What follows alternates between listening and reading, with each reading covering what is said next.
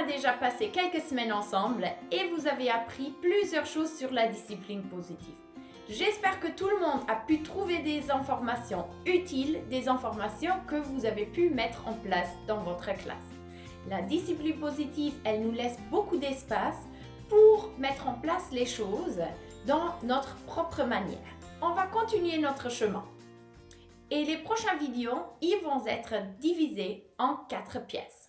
C'est-à-dire, je vais vous présenter la grille d'identification des buts.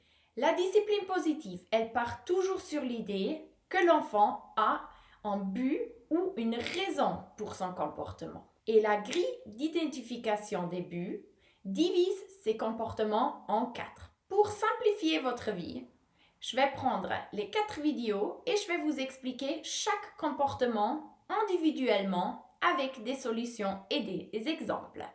C'est parti, on commence avec le premier comportement. Je suis sûre que chaque personne a déjà eu des enfants qui font le clown, qui perturbent la classe, qui irritent la classe et qui répètent le comportement tout le temps. Des enfants qui seront intéressants toute la journée et qui interrompent notre classe. Nous, le prof, on se sent irrité, agacé et inquiet. Mais qu'est-ce que c'est le but de cet enfant? L'enfant pense qu'il compte uniquement s'il est vu. Si la maîtresse ou le maître met l'attention sur l'enfant.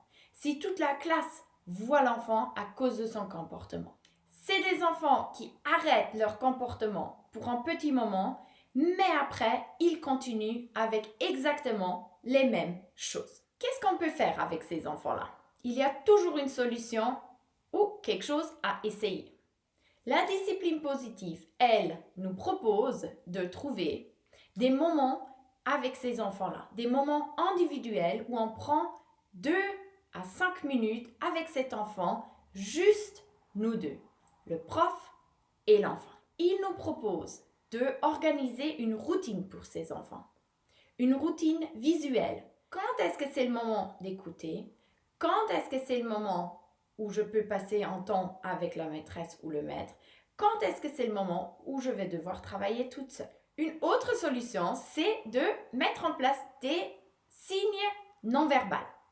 On discute avec l'enfant avant, on décide les signes non verbaux et si par exemple l'enfant se comporte dans la manière où il cherche l'attention de la maîtresse, on peut simplement poser la main sur l'épaule. Comme ça, l'enfant comprend, maintenant c'est pas le moment de faire le clown.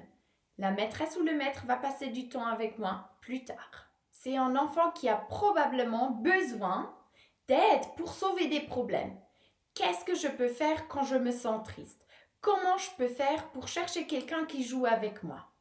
Comment est-ce que je peux me calmer quand je me sens fâchée? Aussi là, la discipline positive, elle propose d'avoir une routine ou une poursuite visible pour ces enfants. C'est des enfants qui ont vraiment besoin un petit plus d'attention. Mais on ne veut pas leur donner l'attention quand ils se comportent dans une manière difficile ou désagréable en classe. Il faut plutôt être proactif. Vous pouvez donner ces enfants des responsabilités. Nettoyer le tableau, distribuer les papiers, prendre les papiers des enfants, ouvrir la porte, fermer la porte. Je suis sûre que vous en avez beaucoup des idées comment vous pouvez engager ces enfants-là. Je peux vous assurer, si ces enfants ils se sentent vus, acceptés et encouragés par vous, le comportement va se calmer automatiquement. Dernière chose est très importante. Chaque chose que vous mettez en place, elle a besoin de 21 jours, c'est-à-dire 3 semaines pour se mettre en place. 3 semaines pour qu'un comportement change. Si après 21 jours, ça ne marche toujours pas, on peut regarder si probablement il faut mettre en place des autres solutions. Venez vers moi si vous avez envie de discuter sur 1 ou 2 enfants individuellement. Je suis là pour vous, je veux volontiers vous aider et je me réjouis de vous voir pour le but numéro 2.